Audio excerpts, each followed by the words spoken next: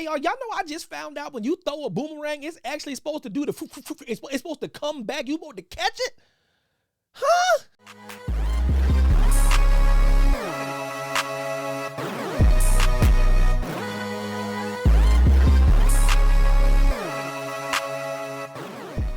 Yes, my people, we are back. This is Mac United. This is your one-stop shop of the ravings of a madman that loves Manchester United. I mean, love them wholeheartedly. Love them so much that he would put his marriage on the line. Hold on. All right, hold on.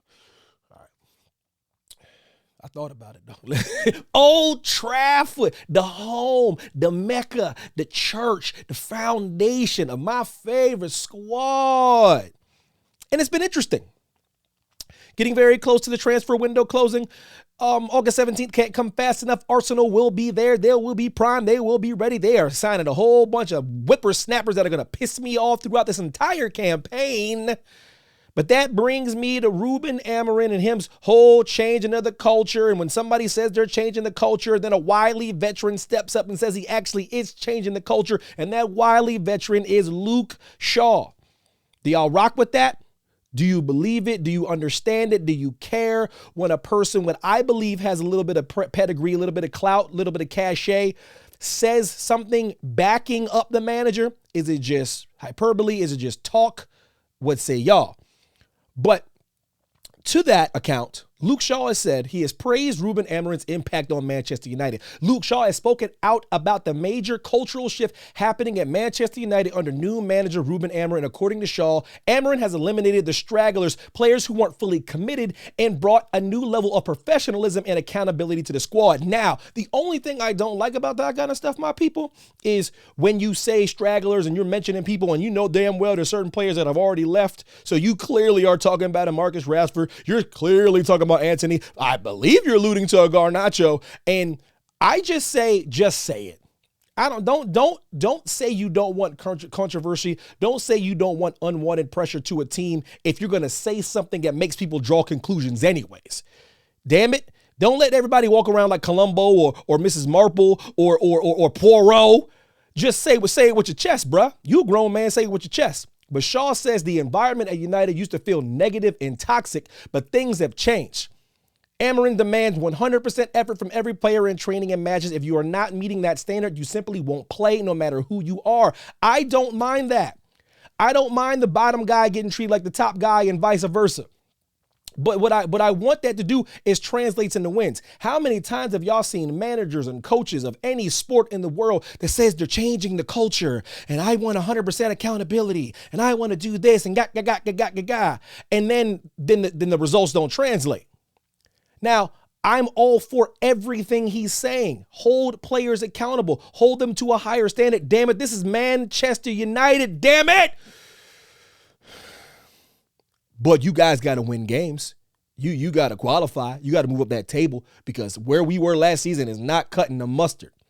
Shaw also highlighted how team spirit has grown, particularly during the preseason U.S. tour. He called the current squad the closest he's seen in his 11 years at the club. That's cap. Describing the atmosphere as more like a family. I'm fine with that. Just win this game at Bournemouth tonight. I mean, on the tour tonight against Bournemouth. Just win. I don't care about any of this other stuff. Kumbaya, hunky dory. We're all singing above the campfires. We're doing rain dances. Whatever y'all are doing, just win, man. Just win, because that's all fans want is y'all to win games. Period, point blank. With Amorim's no-nonsense approach and strong leadership, Shaw believes United are headed in the right direction, and the goal now is nothing short of challenging for the Premier League title. Sky Sports gave me a little bit of information, gave me a few of those quotes, so shout out to Sky Sports. But that leads me to more clout. That leads me to someone that's voice carries more weight than mine. I'm a talking head who loves the team. Gary Neville is someone who knows this team inside, knows this team outside, and he happens to agree with everything Shaw is saying and everything Amorim's doing. Manchester United over the last 10, 11 years have sort of accepted a position whereby they've made mistakes in the transfer market, or they've made mistakes in recruitment, or they've held on to players too long. It would seem that, to be fair, what's happening now is that Ruben Amorim is identifying players he does not want in the squad, and to be fair, he's moving them out of the squad. That's a positive. The second thing is, I do like, on paper, the signings of Cunha and Burmo. Why do I like them? A couple of reasons. Well, three actually. One is that they've got Premier League experience. One is that they look more like Manchester United styles of players, with a bit more pace and power and the ability to have that sort of physicality to be able to get from box to box quickly. I think when you look at particularly Garnacho, Sancho, Anthony, they're more jinkers, I call them, more people who sort of work in tight spaces. I've always felt at United you need players that can open the legs up and really sort of stretch teams. And I think Cunha and Burmo do that. And then the other thing I like about those two signings is that they've not proved themselves at the highest level yet in the game in respect of a Premier League club level or European club level. So they should be really desperate and hungry to prove themselves on a huge stage, which is Old Trafford. And that hunger hasn't always been there in the last 10 years with players that have come to the club. They've come maybe where they've been the more finished article and we've got excited by them, but maybe they've come and maybe not had that desperation. I always feel like a player needs hunger. They need desperation in the game to feel that it's the most important thing. I think these two lads that have signed will have that. So I think the two signings are good signings yet. There's a couple more needed. I think they need a goalkeeper. They need a centre forward. And I think if they can fill those two positions with decent signings, then United can have a lot. I mean, they have to have a better season than last year. The takeaway is, they want Onana up out of there. I want that boy up out of there. Boy, they want him up out of there.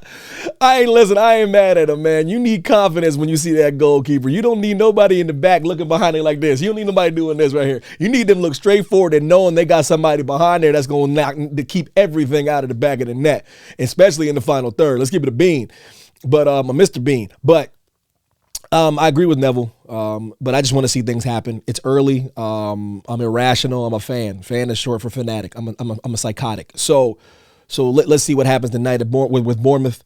But Amorim's on the right track. I agree with Shaw. I just wanted to get what y'all thought. Like, comment, subscribe. You know what thing. Leave the comments below. Let me know what y'all think. Y'all agree with Shaw? Because should Shaw even be saying in that? You agree with Neville? What's your thoughts? What's your takes on Amorim's new system, Amorim's new style, Amorim's culture shift? I would love to hear your thoughts. But as always, love, peace, chicken grease, a hot comb, and some grits.